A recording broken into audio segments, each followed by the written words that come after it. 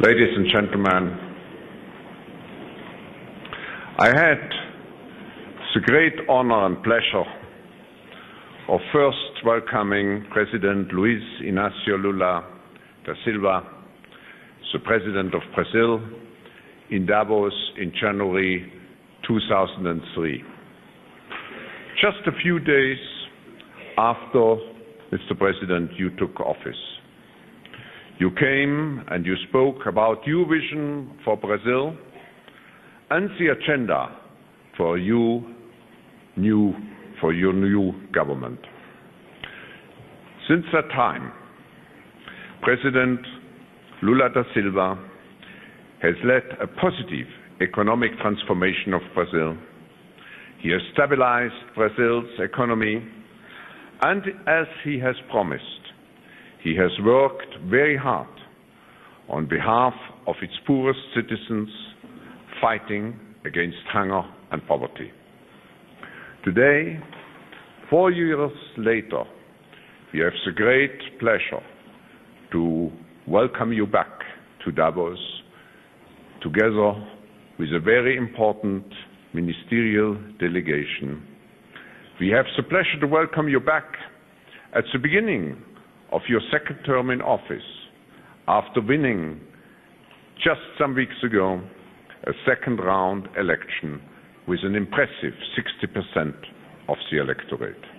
And this time, you come when Brazil has very favorable economic conditions with a healthy trade surplus, robust foreign exchange reserves, subdued inflation, and falling interest rates. Mr. President, your country has become a kind of model for pursuing sound economic policies and at the same time integrating the country into the global economy under the motto of globalization with a human face.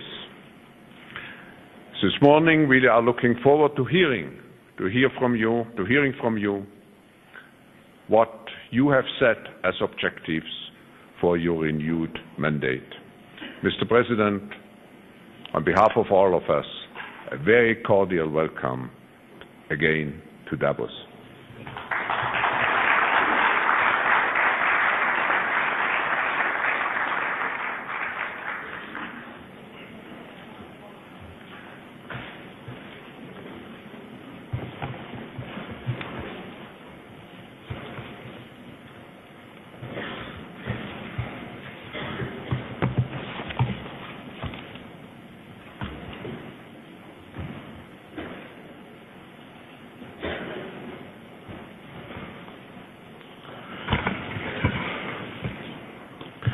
Primeiro, eu quero cumprimentar o Sr. Klaus Schwab, presidente executivo do Fórum Econômico Mundial.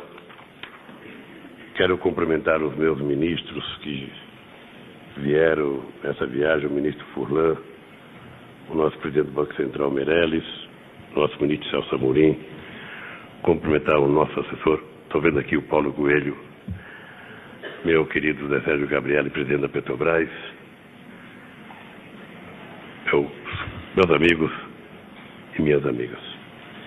Eu, na verdade, fiz questão de vir ao Fórum de Davos,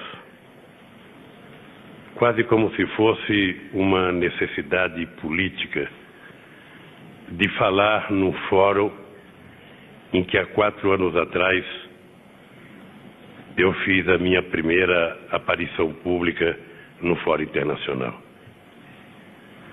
E foi aqui que ganhou destaque a ideia do programa Fome Zero.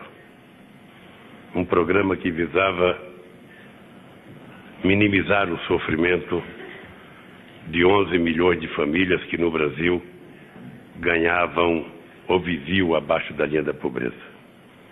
Terminado o primeiro mandato, eu posso dizer a vocês que, embora não tenhamos feito tudo o que nós gostaríamos de fazer, fizemos muito mais do que já tinha sido feito em qualquer outro momento da história do nosso país, em se tratando de política social.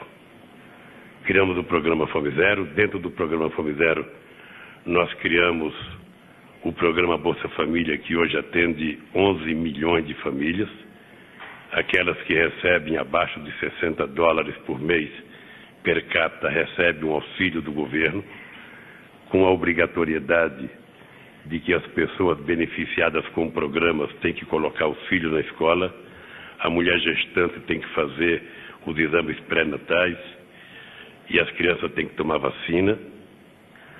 Assumimos o compromisso de até 2008 fazermos energia elétrica, levarmos energia elétrica na casa de 12 milhões de brasileiros que não tinham energia elétrica. Já cumprimos metade do programa. No primeiro mandato, levamos energia elétrica para 5 milhões de pessoas, ou seja, energia elétrica em que o governo arca com uma despesa, o governo federal com 80%, os estados com 20%, e até 2008 nós iremos terminar no Brasil, ou seja, para evitar que qualquer família possa ficar sem energia elétrica. Ao mesmo tempo, fizemos um programa de reforma agrária, onde atendemos 380 mil famílias, num total de 31 milhões de hectares de terra desapropriados para efeito de reforma agrária.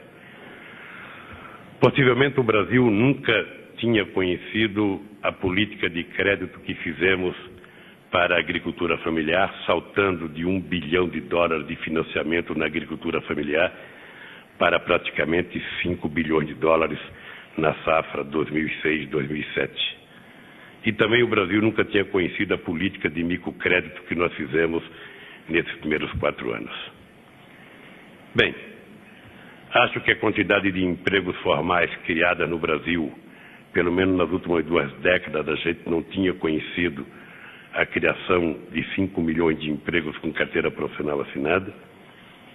E a economia, como disse o senhor Klaus, o Brasil vive um momento, eu diria, de autoestima interna e de confiança externa, porque a nossa economia nunca esteve numa situação privilegiada de como está hoje. O Brasil não sabia crescer com inflação baixa, o Brasil não sabia exportar com o crescimento do mercado interno, ou seja, cada vez que a gente fazia uma opção de crescer, as exportações matavam o mercado interno.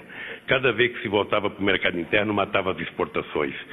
E o Brasil aprendeu a combinar uma política de crescimento das exportações com o crescimento do mercado interno, controle da inflação com o crescimento econômico, superávit comercial, superávit na conta corrente e reservas, como há muito tempo o Brasil não imaginava que pudesse ter, 87 bilhões de dólares de reservas, o que deixa o Brasil numa situação altamente privilegiada, saldando suas dívidas com o FMI, com o Clube de Paris, ou seja, sem que houvesse nem um trauma, provando que democracia e seriedade são 2 instrumentos eficazes para que a gente possa fazer as economias crescerem e as populações melhorarem de vida. Mas não foi apenas no Brasil. Houve uma mudança importante na América do Sul nesses últimos 4 anos. O mapa geopolítico da América do Sul mudou.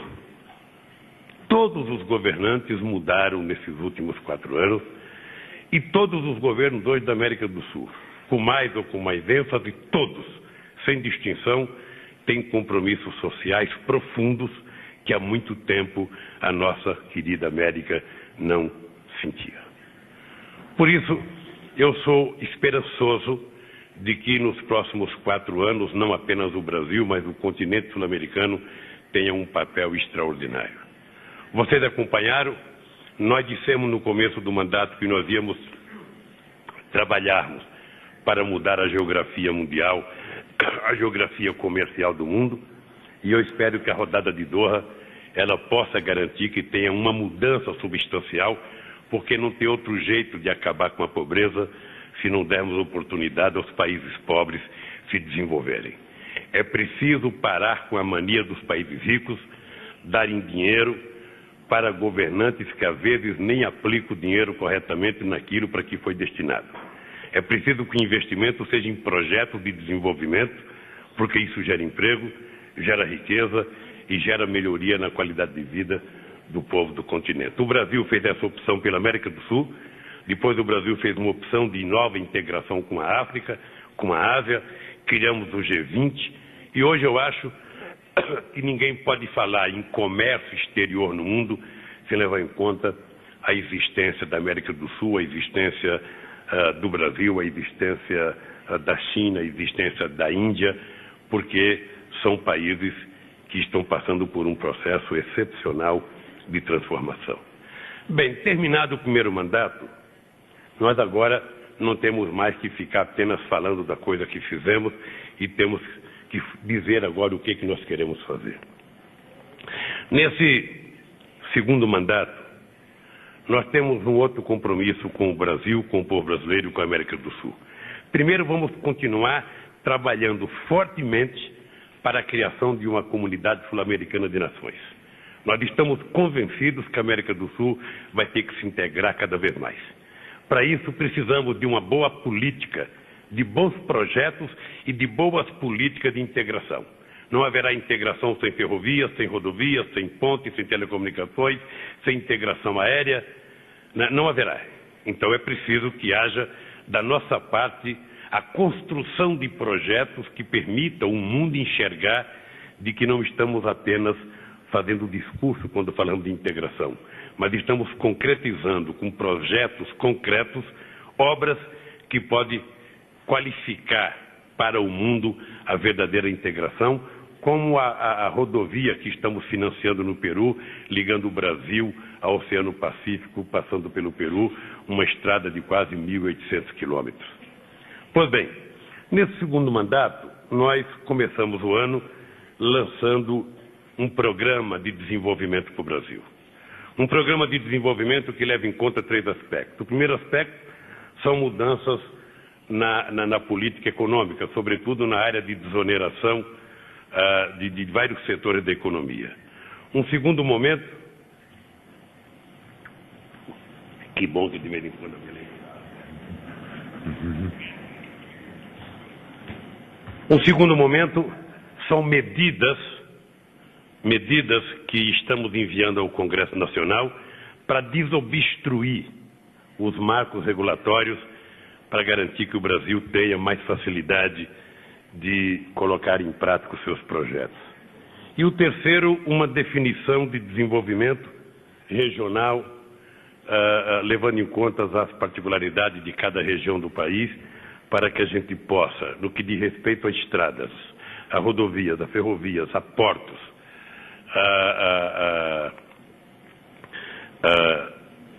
eletricidade, ou seja, um projeto que prevê o investimento de 236 bilhões de dólares até 2010.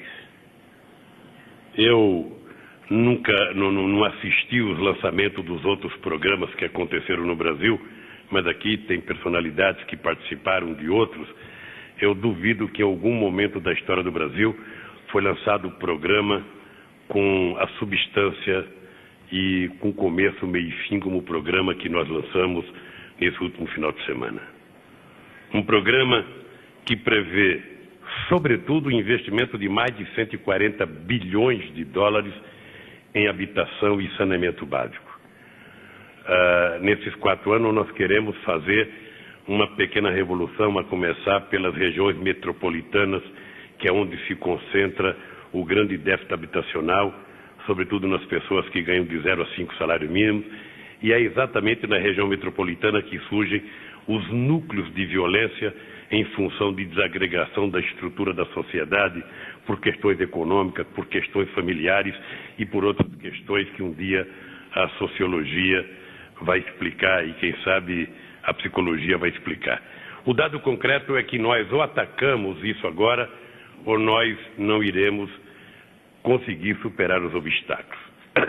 Além disso, nós temos o compromisso de fazermos nesses próximos 4 anos, em cada cidade polo do Brasil, uma extensão universitária, em cada cidade polo do Brasil, uma escola técnica profissional. Temos o compromisso de levarmos a universidade aberta para poder reciclar os educadores brasileiros simultaneamente na sua própria cidade, sem precisar ninguém se dirigir à capital para fazer um curso, e temos um forte compromisso em tentar resolver o problema do analfabetismo no Brasil, que ainda caiu muito, mas ainda é grande, e nós queremos ver se atacamos isso com muita força. Esse segundo mandato, para mim, é extremamente importante, porque nós não temos que fazer mais comparação com nenhum outro governo. Nós agora temos que nos comparar conosco mesmo, e muito mais do que nos comparar, nós temos que trabalhar de forma a pensar qual o Brasil que a gente vai deixar para o próximo governo e para as próximas gerações. Eu, particularmente, estou convencido que o Brasil, há muito tempo, não vive um momento importante como o que está vivendo. Eu digo sempre que na década de 50, quando o Brasil tinha como presidente o Juscelino Kubitschek, em que a gente crescia a média de 7% ao ano PIB, a inflação era de 23% e o salário mínimo não crescia constantemente. Eu lembro que no milagre brasileiro de 68 a 1973, quando a economia crescia em média 10% ao ano, e quando em 73 cresceu 13,94% o PIB, o salário mínimo decresceu 3,4%. Nos nossos 4 anos de governo, nós trabalhamos de forma muito harmônica e o salário mínimo cresceu todos os anos, e agora fizemos uma proposta para o salário mínimo durante os próximos, até 2023, fazendo com que o salário mínimo tenha todo ano um crescimento para que a gente possa dar sustentabilidade ao aumento da renda das pessoas mais pobres. É por isso que no Brasil, os 50% mais pobres passaram de 10,49% da economia para 12,24%, ou seja, um crescimento que há muito tempo não acontecia para a camada mais pobre da população. Esse é o Brasil que nós estamos tentando mostrar ao mundo. Um Brasil que se encontrou consigo mesmo. Um Brasil que está aprendendo fortemente que a consolidação do processo democrático do nosso país não está no discurso que tenhamos capacidade de fazer, mas está na capacidade de distribuição de renda que possamos fazer para que o povo possa sentir de forma muito categórica que vale a pena acreditar na democracia, que a democracia é a possibilidade que elas têm de ver como um dirigente sindical metalúrgico pode chegar à presidência da República. Portanto, ela pode ter certeza que, através da democracia, ela vai conseguir conquistar as melhores condições de trabalho e as melhores condições de vida. Eu gostaria, e já pedi ao Meirelles, já pedi ao Guido, já pedi ao nosso companheiro Guido Mantega, que acho que eu não falei no nome dele aqui na hora que eu cheguei, no Furlan, para que a gente convoque os empresários europeus, americanos, ingleses, os empresários japoneses, para ir de perto, a partir do mês de fevereiro, mês de março, mês de abril, conhecer de perto o nosso programa de aceleração da economia. Porque esse é apenas o começo. Agora, em março, estaremos lançando uma implementação de um programa educacional. É importante dizer que nesses primeiros 4 anos nós fizemos 40 extensões universitárias, fizemos 62 escolas técnicas e queremos melhorar isso muito mais, porque entendemos que é através do conhecimento, da educação, do conhecimento científico e tecnológico que nós vamos tirar o Brasil. Eu aprendi uma coisa, e está aqui o Garcia da CAF que pode dizer. Eu tenho dito a todos os dirigentes sul-americanos, nós precisamos parar de viajar o mundo chorando a nossa miséria e encontrando o culpado pela nossa desgraça. Nós precisamos entender que nossa gente interna tem responsabilidade com o que aconteceu na América do Sul e no Brasil. Muitas vezes a responsabilidade é nossa, e ao invés de ficarmos procurando outras pessoas, outros culpados, nós temos que dizer o que nós queremos fazer. Assumir compromissos soberanos com o nosso povo e fazê-lo sem medo de errar. É por isso que eu não poderia deixar de vir aqui, para dizer para vocês que o Brasil definitivamente encontrou o caminho de se transformar um país sério, um país respeitado no mundo e um país que aprendeu a andar de cabeça erguida, que não pede favores, exige direitos. E é por isso que nós estamos brigando, junto com o G20, para que os países ricos adquiro a consciência de que se não houver um acordo na rodada de Doha, não adianta ocupar o Iraque, não adianta tentar achar que as guerras que acontecem pelo mundo serão resolvidas, sabe, com ajudas financeiras de quando em quando. É na possibilidade do crescimento econômico, da geração de emprego, da distribuição de renda, que nós vamos viver num mundo tranquilo. Eu queria terminar dizendo a vocês que nós criamos o biodiesel, está aqui o presidente da Petrobras, nós estamos com um programa forte no Brasil. A partir de janeiro de 2008, todo o óleo diesel do Brasil terá 2% de biodiesel. Em 2013, que nós vamos antecipar para 2010, nós teremos 5%. E não há por que a indústria automobilística brasileira não começar a pensar a produzir um motor totalmente a diesel, porque não há nenhuma razão para que a gente não use biodiesel. O biodiesel gera emprego, gera renda, gera desenvolvimento, e o nosso programa poderia ser um exemplo a ser financiado pelos países ricos, aos países africanos e aos países da América Central. Um país grande como os Estados Unidos e rico como os Estados Unidos, ao invés de ficar fazendo álcool de milho, que poderia servir para a gente criar galinha, criar porco, criar ração animal, ou seja, poderia estar participando com os países pobres, financiando projetos para que através, sabe, da soja, para que através do girassol, para que através do dendê, para que através da mamona, para que através de tantos outros produtos a gente pudesse estar produzindo combustível para o mundo, limpo, combustível não poluente, combustível gerador de empregos, e quem sabe, quando a gente chegar nesse momento, o mundo vai viver mais tranquilo, menos guerras, e a gente vai poder então participar do Fórum Mundial de Davos, participar do Fórum Social Mundial, sabe, com mais tranquilidade. Eu já percebi que houve uma melhora no Fórum de Davos, porque já não tem tanta gente fazendo barreira para impedir que as pessoas venham aqui. Significa que parece que muitas vezes os setores mais à direita acham que o Fórum Social virou menos esquerda. E eu acho que o pessoal da esquerda está achando que o Fórum de Davos virou menos direito, ou seja, então já não precisa mais barreira para impedir as pessoas participarem. Eu quero dar os parabéns a vocês, porque a teimosia, né, e a persistência de manter o Fórum permitiu fazer com que o mundo entendesse que o Fórum era uma necessidade para que as pessoas pudessem se encontrar, trocar ideias, convergir, divergir, mas cada um sair daqui sabendo que, por mais que façamos, sempre temos que fazer um pouco mais. Obrigado.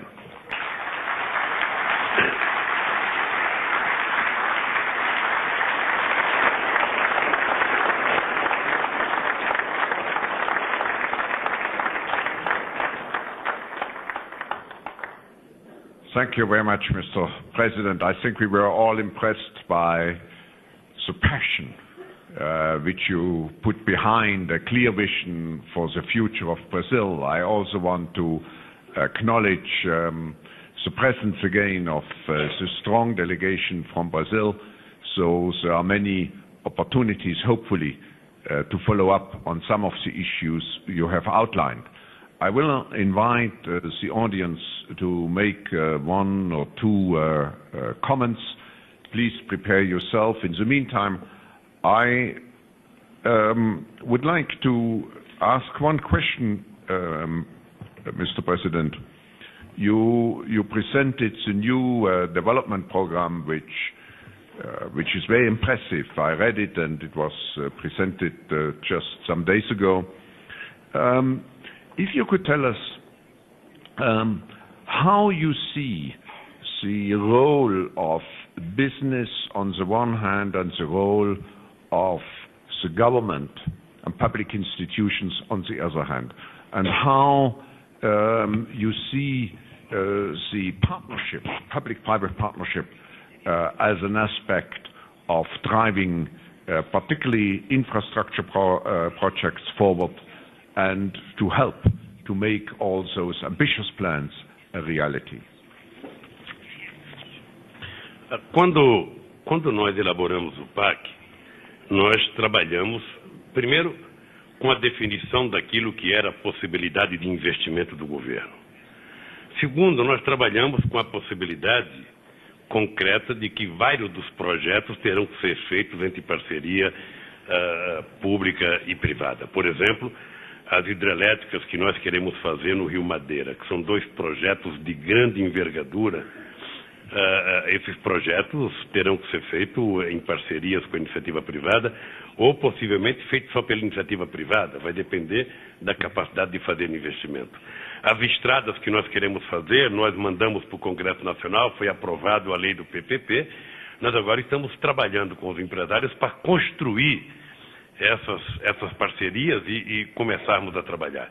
Agora, enquanto não se constrói essa parceria, porque muitas vezes os empresários são muito desconfiados na hora de fazer os seus investimentos, ou seja, o governo não pode ficar esperando. O governo tem que concomitantemente, ao mesmo tempo que está trabalhando, mudando os marcos regulatórios para que a gente possa atrair empresários para fazer parceria, nós vamos ter que fazer a lição de casa, vamos ter que fazer as nossas tarefas. Ou seja, tem coisas que o Brasil não pode esperar. Se o Brasil não pode esperar, porque isso vai atrapalhar o crescimento, nós vamos começar a fazer. Nós temos aí portos importantes, eu citaria Porto do Rio, Porto de São Paulo, Porto do Maranhão, Itaqui, Porto de Suape em Pernambuco, Porto de PT no Ceará, que são portos importantes para o Brasil e que nós não podemos mais ficar esperando. Estamos há 3 anos esperando para fazer dragagem, ou seja, agora nós vamos fazer. Agora como diz um bom jogador de futebol, ou vai ou racha. Ou seja, nós não temos tempo de esperar porque isso torna o custo do Brasil maior, isso tira a competitividade do Brasil. O Furlan está aqui, ele sabe que eu sou entusiasta do crescimento das exportações, trabalho de forma árdua para que a gente possa vender cada migalha de coisa que nós produzimos no Brasil. E quanto mais estrada nós tivermos, quanto mais ferrovia nós tivermos, quanto melhores forem os nossos portos, e quanto mais parceria fizermos com os empresários brasileiros, com os empresários estrangeiros, nós teremos condições de alcançarmos esse nosso sonho. Eu estou convencido que na política interna brasileira há a compreensão de todo o Congresso Nacional, dos governadores. Pode ser que um governador tenha uma crítica aqui, outra ali, um deputado tenha uma crítica aqui, outra ali, mas no fundo, ele sabe que esse projeto não é um projeto do presidente Lula, não é um projeto apenas do governo, é um projeto para o Brasil. Se formos competentes e conseguirmos concluir tudo o que queremos concluir até 2010, aquele que vier depois de mim vai pegar um Brasil muito mais arrumado do que o que eu peguei. E é isso que interessa para quem quer investir no Brasil, para quem é brasileiro e, sobretudo, para quem quer governar o Brasil. Question, please, yeah. Questions or comments? Mi nombre es Gilberto Marín, de México. Antes que nada, quiero felicitar al presidente Lula porque ha demostrado en 4 años que se puede tener crecimiento económico con justicia social. También al ministro Furlan, porque ha reinsertado a Brasil, sobre todo con un fuerte nivel de exportaciones, no solamente agrícolas, sino de productos manufacturados. Me voy al punto importante, y es en este plan de crecimiento económico, donde están atacando los puntos claves, y sobre todo el sector de crecimiento de vivienda, que son 120,000 millones de dólares, hay 2 puntos que quisiera, si se pueden, elaborar un poco más. Las tasas reales de Brasil son de las más altas del mundo, me refiero a las tasas de interés reales. Ese es un punto que puede detener el crecimiento económico. En México pasó, y en México las tasas reales están mucho más abajo. El segundo punto es la pregunta de siempre, que usted siempre, sé que es un poquito difícil, pero tengo que hacer, que es la reforma fiscal. La reforma fiscal es otro de los motores importantes que pueden hacer crecer a Brasil al 7, al 8%, como otros países. La última, solamente para elaborar un poco más, ese crecimiento económico puede tener algunos cuellos de botella, que son los puertos. Ya habló de los puertos, pero son las 3 cosas: reforma fiscal, tasa de interés real y puertos. Gracias.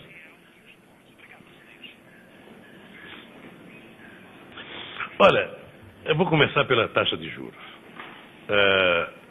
É verdade que todos nós, está aqui o presidente do Banco Central, eu, o presidente da República, o ministro da Fazenda, todos nós gostaríamos que a taxa de juros no Brasil fosse mais baixa do que é.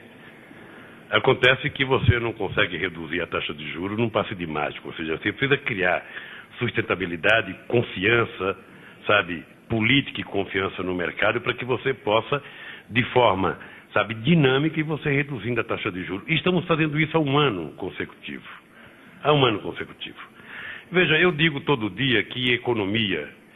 Tinha um velho político no Brasil que eu gostava que eu admirava ele, o Dr. Ulisses Guimarães, que ele dizia: política econômica, a maioria das coisas que a gente faz, a gente não fala, porque se a gente for falar, a gente não faz.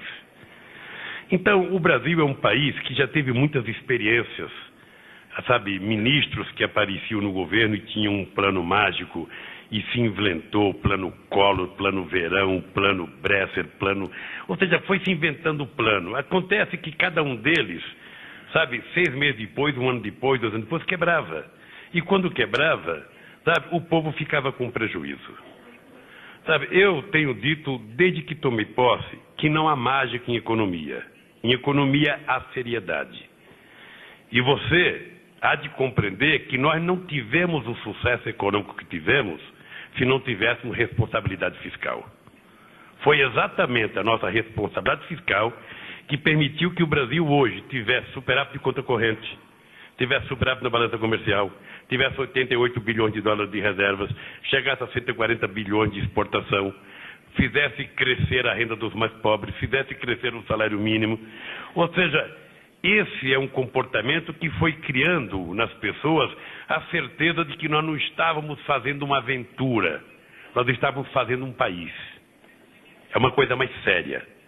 E, portanto, a taxa de juros vai continuar caindo na medida em que a gente for conquistando mais confiança e mais garantia. Quanto mais garantia, quanto mais confiança nós passarmos para a sociedade, mas nós poderemos ir reduzindo a taxa de juros.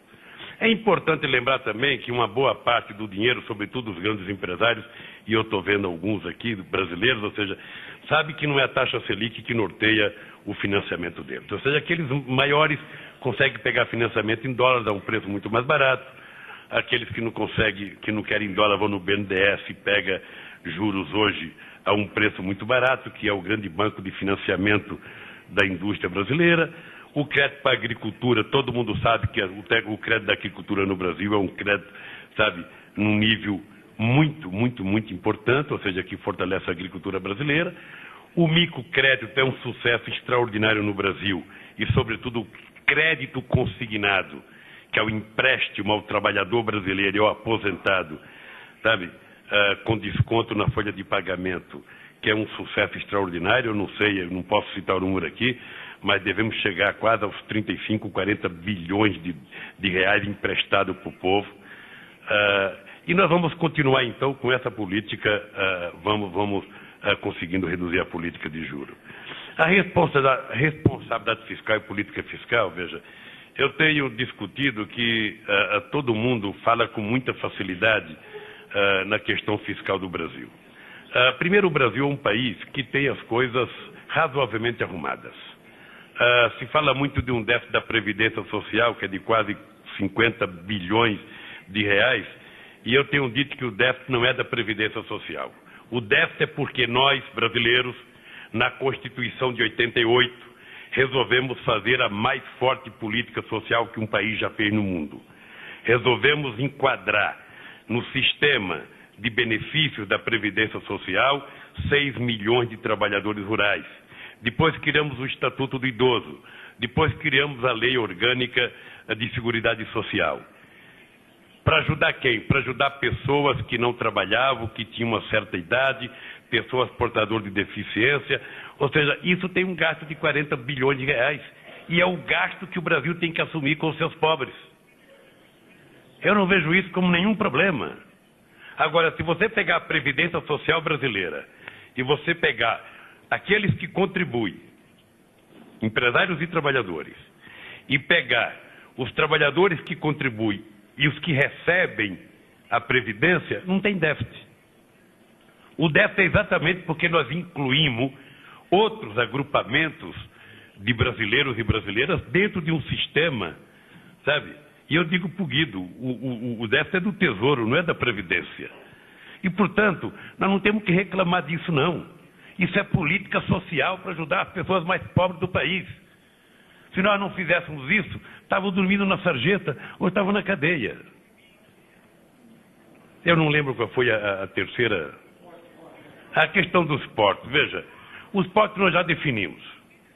Agora, definimos uma primeira vez, as coisas não andaram porque tudo é muito complicado, a legislação é muito complicada, e nós agora resolvemos transformar isso numa questão de honra.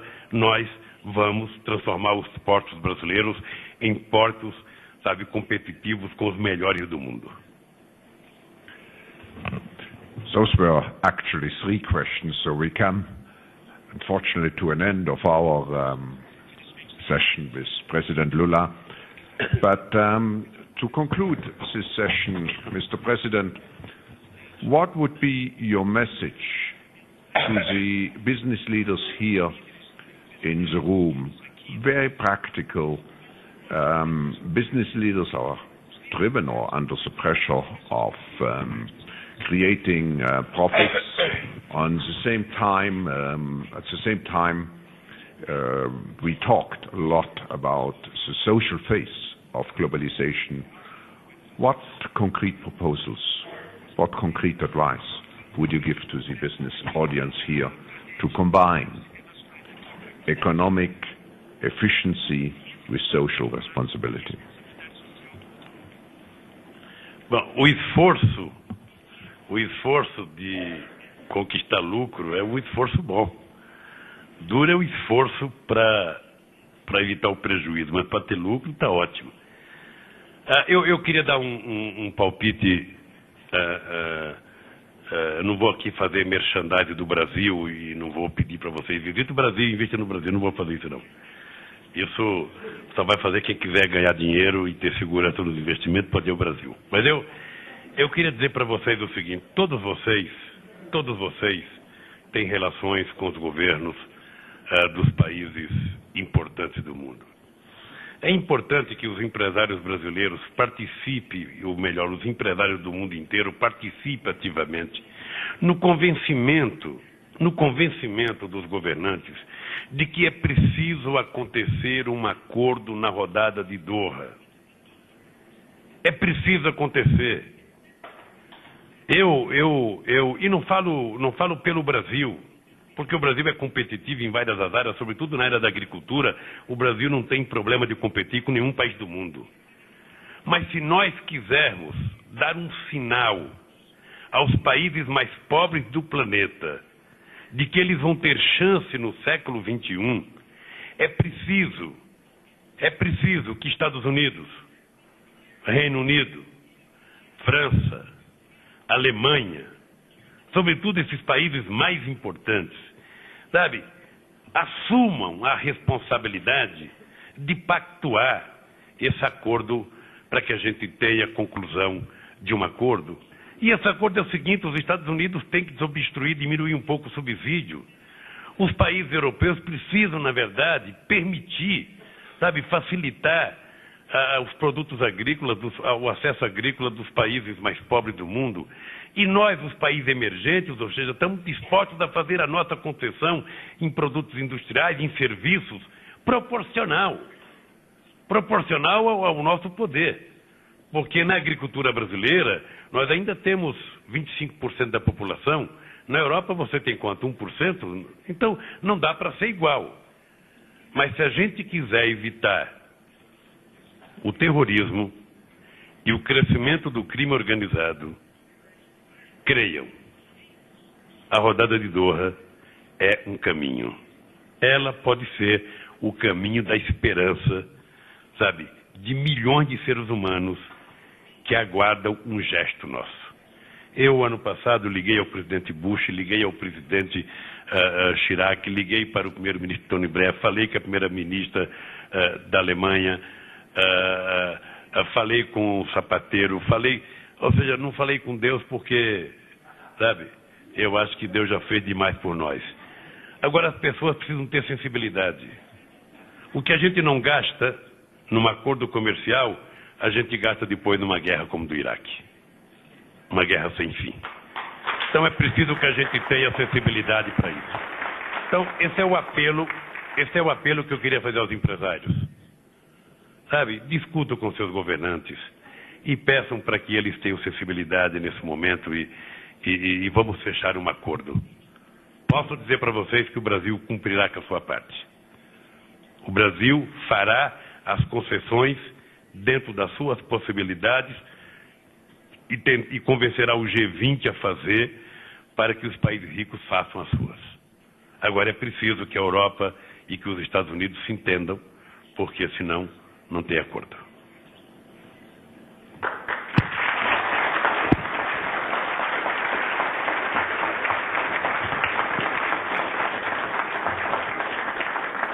Thank you, Mr. President. We wish you all the deserved success on a national level as a national leader, but also as a global statesman, as you have shown to us today. Thank you for your presence